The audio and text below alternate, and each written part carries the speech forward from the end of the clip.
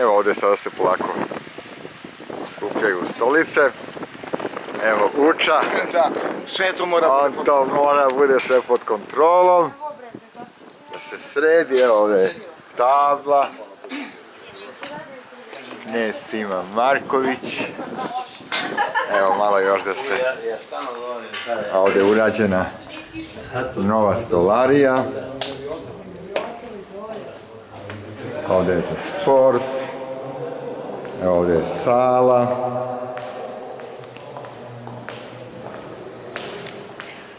Ovdje se održavaju izložbe.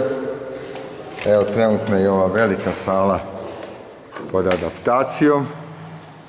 Ponovo. Evo vidi se, ovo je sednica za sednice Senata. Vidi se koji je to broj stolica. Velika lepa sala. Fino izolovana. Tako da Senat ima gdje da, Senat dijaspora ima gdje da zaseda. Gore je, evo vidimo ovdje za prijeme, upravo se završio jedan veliki prijem koji je davao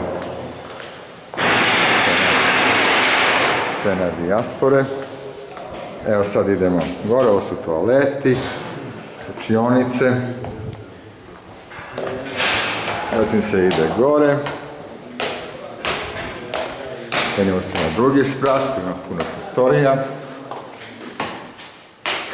Različitih namena. Kod je ovo velika zgrada. Evo ovdje je kancelarija, ovo je predivan.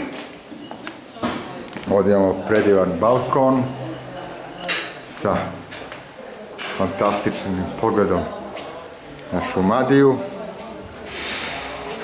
Ovdje se rado sedi.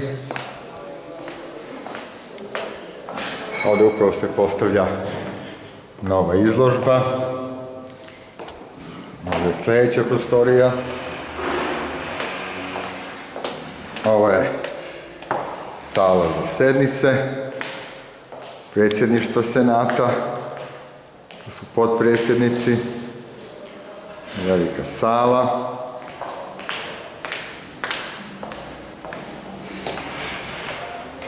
Ovdje su prostorije za muzej, za čitaonicu. Ovo je naredna prostorija, da se sređuje.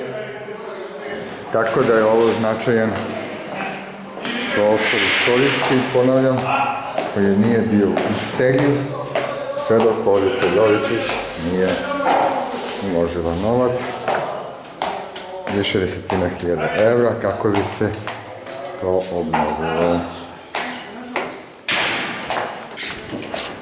Tako da sada postoji kutak.